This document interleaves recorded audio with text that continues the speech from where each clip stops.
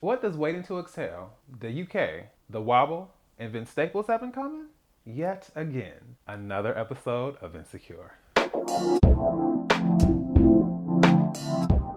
Hey everyone, this is D Movieman, fellow cinephile, popcorn addict, and emerging film critic, coming to you with another episode of Insecure, Season 4, Episode 5, Lowkey Movin On. This episode was directed by Stella McGee. She directed 2017's Everything Everything, starring Amanda Stenberg, and she most recently directed The Photograph, starring our very own Issa Rae.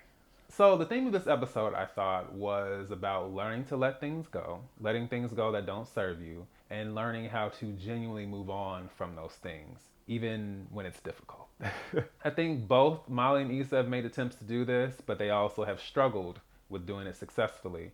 And this episode definitely kicks things up a notch in that regard. So the episode opens with Steve Lacy's Only If, great song, too short because I repeat it all the time. Issa is up. It's 3:30 in the morning. She can't really sleep. Has a lot on her mind. The block party, Molly, just a lot of things in her life that she's not really satisfied with and are keeping her up. She's scrolling through her Instagram and she sees Nathan, so she decides to message him and have a little conversation. So as they're talking, Issa thanks Nathan for his help. Now, we don't know what that is, but we'll be back to that in a second. But Issa is just expressing a lot of her anxieties and worries about the block party, about what's not going to work out, and all these things. She's really stressing about it, and now that it's here, it's like she doesn't know how to really deal with that. They also discuss Molly. Issa mentions the fact that things have really been building up for a while and they are not in a good space anymore. As far as Issa is concerned, she's not really fooling with Molly anymore. And it's funny because we now have come back to that first scene in the season premiere where we didn't know who she was talking to or where any of this came from, but now I think pretty much everybody can understand, okay, this is how we got here and we can kind of understand why. Also, shout out to Terry McMillan and Waiting to Exhale. I noticed the cast from Waiting to Exhale on Issa's t-shirt. I thought that was cool. All these little Easter eggs, they're always so interesting to me. So the block party is finally here and we see Issa going through, making sure everyone's good, checking on the vendors, seeing if there are any last minute things that need to be taken care of. She has an intern who's helping her out named Sequoia, or executive assistant if you ask Sequoia, who's assisting with the setup. We got a girl on stage doing poetry. Sister, sister, never knew how much I missed ya. SWV, sisters with voices, sisters, got choices.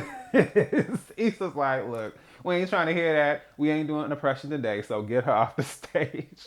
Then who should Issa see but Condola?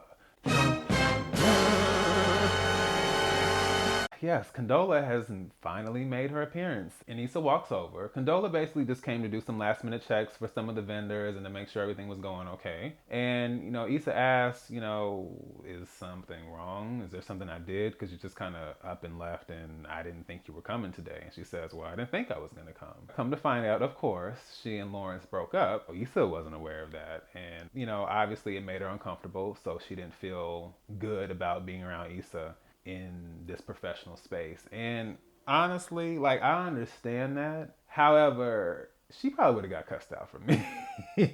I mean, if I were Issa, I don't just go around cussing people out, but it's just like, okay, that is a complication, but you still do your job. Like, you've been the main person assisting with this, and then you just decide to dip out because you and your man, whether it's connected to me or not, have an issue. And then she just, the whole time, she was just kind of looking like,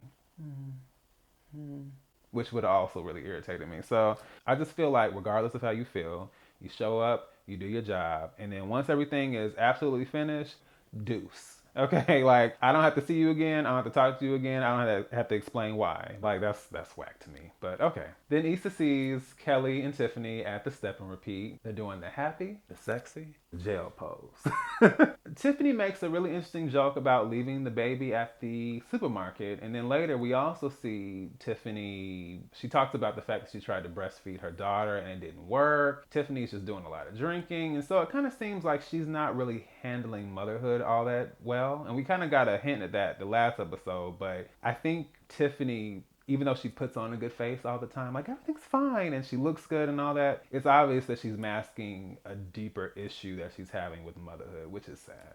But it is a reality.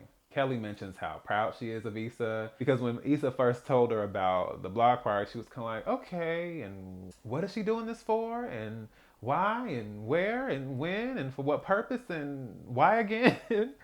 But she's proud. Like, she's really come up with something awesome. And of course, this episode would not be complete without some classic Kelly foolishness. So all of a sudden, Kelly shifts into this British accent. Hello, I might date Donnell showing me through Los Angeles. Kelly ended up faking an accent with a dude. And now they're hanging out, which means she has to commit to said accent. A mess. So Issa finds out she has a press interview. She gets asked questions about her inspiration, why she came up with the concept. The reporter looks around like, oh, this is a very diverse crowd. Nothing but white people walking around behind them. Yeah, but we see that the neighborhood is changing, and that's why these spaces are important. We have to empower our black community, right? Interview ends. Issa asks where she can see the interview. Oh, on my YouTube channel. Oh, well, what's the name of your YouTube channel? I haven't started it yet. She was like, oh, well, you really came out here with the camera crew and everything? Yeah, I wanted to look official. It did. Good. I was like, foolishness. Issa's brother Amal rolls through, and he and Kelly have their usual sarcastic, rude, passive-aggressive repartee. Amal pops up, of course, while Kelly is hanging out with her date, Darnell. And of course, he's trying to blow Kelly's spot up by asking her questions about where she's from and what do you think of Brexit and all these different things. And Kelly's just like, well, I'm from Poppycock in South Central London, just a biscuit toss from Benny Hill. Like, what is going on here? I mean, she is committing to this. To shift the conversation away from that, it's like, okay, well, let's talk about American government. And Darnell tells both of them that the government is made up of two branches. The presidential branch and the bank branch. That's Bank of America. That's why there are so many of those across the country. Woo, this is bad. And I'm sure there are people somewhere who actually believe that. And to them, I say God bless. And I hope life serves you well because, wow. Then we see Molly and Andrew. They're sitting down just watching the show, and they both are commenting on how awesome the event is, how well put together it is, and all of that. And Andrew mentions like, hey, doing all this takes a lot out of you. So I'm pretty sure you not seeing Issa had to do with her putting all her time and energy into this. Remember, even with all the stuff you had to do for work, that was, an issue for us, and look at us now. Molly is softening up, and she kind of has to like humble herself a little bit and realize, okay, that's true, and she's really put her all into this. The next we see Nathan. He and Issa are reconnecting, and Issa's still stressing out because she's still worried about her headliner showing up. She's really just stressing out. And Nathan just reminds her to stay in the moment. You did this, it is happening, so just enjoy it.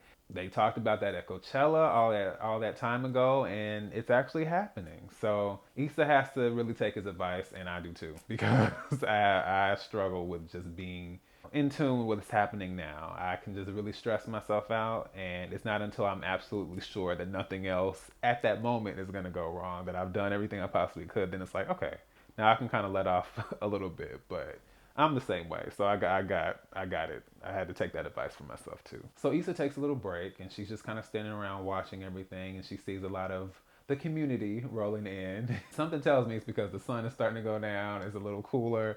I cannot do a whole lot outside when the sun is beaming. Like, I enjoy being out, I enjoy being outside, I enjoy the sun, but I can't enjoy myself when I'm sweating and roasting. Molly walks up and she offers Issa some wings because she knows she probably hasn't eaten because she's been so busy. And it looks like the moment is happening. Are we about to reconnect? No, because Vince Staples has shown up. That is the headliner. We have to go see about him. And so Issa gets rushed off by Sequoia, and Molly is kind of looking like, dang. Again. So Issa gets a chance to meet up with Vince, making sure that he's comfortable, that he's good, that he has everything he's asked for, right? Side note, I noticed that Vince's manager, Leonard, is played by an actor named Jermaine Williams. And I know him because he was one of the main stars on a show called The Jersey on Disney Channel in the early 2000s. It was a show where when they would put on this jersey, it's like it had kind of like this magical power to transport them into the bodies of these popular current athletes athletes. And that was my show. I loved that show. And I loved everything Disney Channel during that time. So yeah, so he was in that. He also played Mushmouth in the film version of Fat Albert. It's like I said, when I see someone, especially at a young age, I never really forget them. So as soon as I saw him, I was like, my show, my show. So yeah, so I was real happy to see him. I was also happy to see none other than Thug Yoda. From the Dunes. You know, he's hanging out in VIP. Issa, asked him what's going on over at the Dunes. Everything bold. I mean, it's a lesbian couple upstairs. They having some issues. But I can hook you up one of them if you're interested. She's like, yeah, I'm still not gay. He's like, oh, well, take your time. Okay. Once again, I got to do another shout out to Tristan J Winger. I think what's really awesome about this show and other shows as well is how you can have the main actors and the main characters who are such a pivotal part of the show, but you can even have like background characters that show up every once in a while, and you can really make that character your own. I think he's really brought that character to life, and I think people are always excited to see him. And I honestly feel like if Thug Yoda made a cameo appearance every single episode, nobody would be upset because everybody loves Thug Yoda. He's hilarious. He also is currently starring as Vince in BET's Bigger. I've had the pleasure of having some conversations with him on Twitter, and he's just very positive, very funny. He's a real cool guy. So please continue to support him, support our Black actors, because I am definitely rooting for everybody Black. Shout out to Issa Rae. And of course, no Black event is complete without the wobble, baby, wobble, baby, wobble, wobble, wobble, baby, wobble, baby, wobble, baby. Get under. Yeah, get under. Yeah.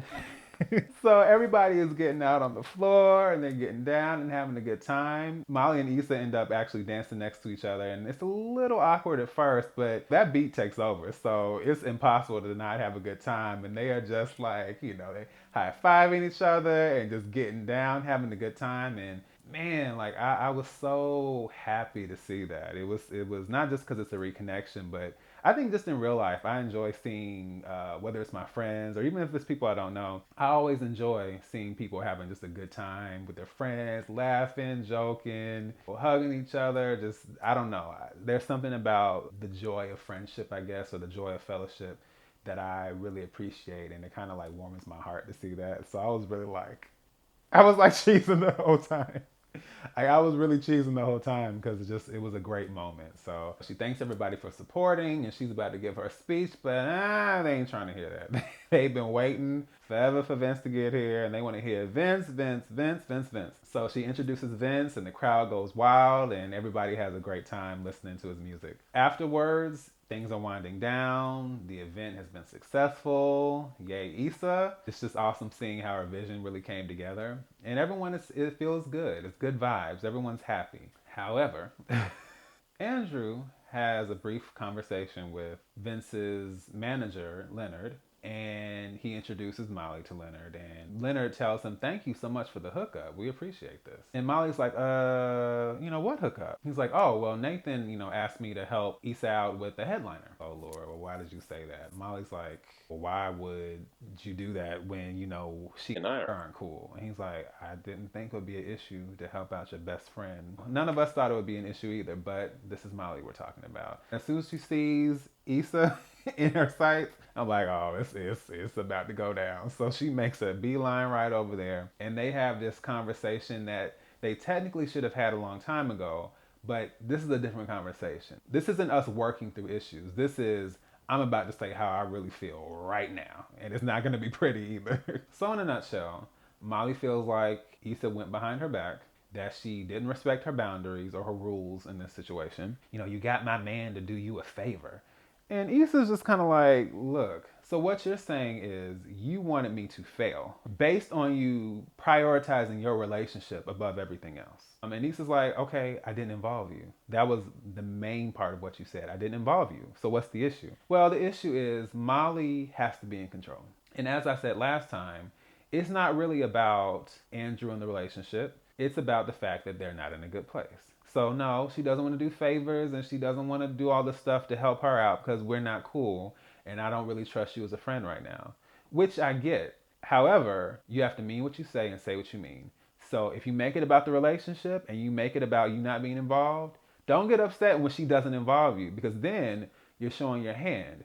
And what you're showing is that your issue is that she did all this without you. And you didn't have to be a part of it. You weren't needed. You weren't essential. You weren't necessary. And I think that's what's really messing with Molly. Like, Issa made it. Issa did it. As messy as you claim she is, and how, all the mess and all the drama and all the stuff she has going on, well, she did it. And it was successful. And she did it without you. And that's the part that Molly's not recognizing. So to Issa, it's like, look, you have seen me struggle. You have seen me at the worst of times. You know what I'm saying? And the fact that you would let me fail just because you care more about your man and your relationship than you care about me, that's really messed up. You couldn't just do a favor for me. Well, to Molly, it's like, you always need me to help. You always need a favor. Tiffany and Andrew come in, they're trying to break it up. Like, no, guys, let's, it's fine. We were having a good time, but it's too late for that because they in it right now. And Issa finally just says, look, you just keep making up problems. You keep coming up with all these situations to be mad at and be upset about. You were just miserable. You keep talking about how messed up my life is, but you don't talk about how messed up you are. So whenever Andrew decides to kick you to the curb, that ain't gonna be because of me. That's gonna be on you. It's just getting heated. We in each other's faces, mother. And it's looking like it's gonna be a girl fight. And then, of course, in true black fashion, someone yells out, what's she reaching for? She got a gun! Man, we can't have nothing. All this random black commentary from people running out of here from a gun that doesn't even exist. And so everyone's running and the block party is abandoned in its wake. We see, Molly and Kelly and Andrew, and, Kelly gives her a hug and just, says it's gonna be okay. And Andrew says, hey, I wasn't trying to cause any issues between you and your friend. Well, we know that, but Molly, once again, is her own worst enemy. Rather than handle this in a mature manner, we had to just blow this up, and at Issa's event. So I can tell she looks somewhat remorseful, but I'm like, well, it's too late for that now. And then we see Issa with Tiffany and Nathan, and it's kind of the same thing. Tiffany gives Issa a hug, tells her it's gonna be okay. Nathan's like, you want me to stick around? But Issa's not with it. She's kind of in the funk. It started out so well, and now the event has ended in such a terrible way.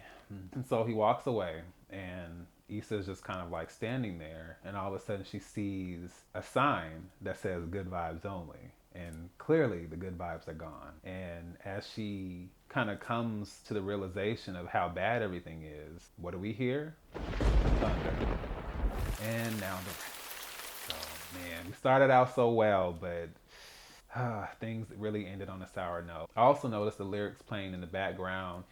Where do we go from here? Is this the ending here? And that's a song called Skywind by Maxwell Hunter featuring Masego. And it really is fitting given the circumstances. Like, what's next after all this? We have really hit the bottom as far as friendship. How do you come back from that? And it's unfortunate because I feel like both of them have struggled. Both of them have kind of tried to make strides, but just that lack of communication has really divided their friendship in a way I don't think they've realized how they both have contributed to that. What I will say though, Molly takes the L for this episode, because that's not how you handle things. Even if you're upset, no matter how you feel, like, this is not the time, this is not the place. So the fact that she chose to do that, especially when there wasn't even a proper justification for you to be that upset, she kind of ended up proving what Issa was saying, because it's like, you just choose to be miserable and so confrontational, like, when you don't have to. There's a way to deal with this. So yeah, Molly definitely jacked things up. I try to be fair to both of them, and both of them definitely have contributed to the demise of this friendship, but Molly has kind of struck a death blow to the relationship. Like, once you get in my face and you doing all that, yeah. It's going to take a lot to come back from that. And as someone who doesn't fight, I just know when people have approached me that way in the past, it has not gone well. And I'm not going to expound on that any further. I'm just saying, it's hard to come back from that kind of stuff. So that wraps up Lowkey Moving On. Once again, downer ending on the episode, but it was really enjoyable. I loved the whole idea of the block party. I loved the artists that were featured. So many great artists like Sir and Zakari and Cam and China and Alex Isley and Vince Staples, Darius Logan. So many great artists that were featured. And I love that Issa, as a creative, is giving so many artists a platform through this show. I think that's really, really awesome. And then, of course, with Raphael Sadiq over the music department, they both together are curating this really awesome platform for black artists, current artists, unknown artists to have a platform and to become more exposed to the general public and people who are watching this massive audience that watches the show. So I thought that was awesome. And something tells me, art imitates life. So something tells me that even though the block party was just for the show, I can totally see them doing this like in Inglewood and in somewhere in other places in California. I can totally see them doing this and having a big kind of black bonanza type of block party celebration type thing. And it definitely will cost something because all the stuff they had going on, I'm like, how much money did y'all put into this? Y'all should have been charging tickets because I mean the artists were great, the vendors were great, everything came together really well. So I was happy, sad at the end, but still, overall it was a really awesome episode. So until next time, this is D Movie Man signing off, and I'll see you at the movies.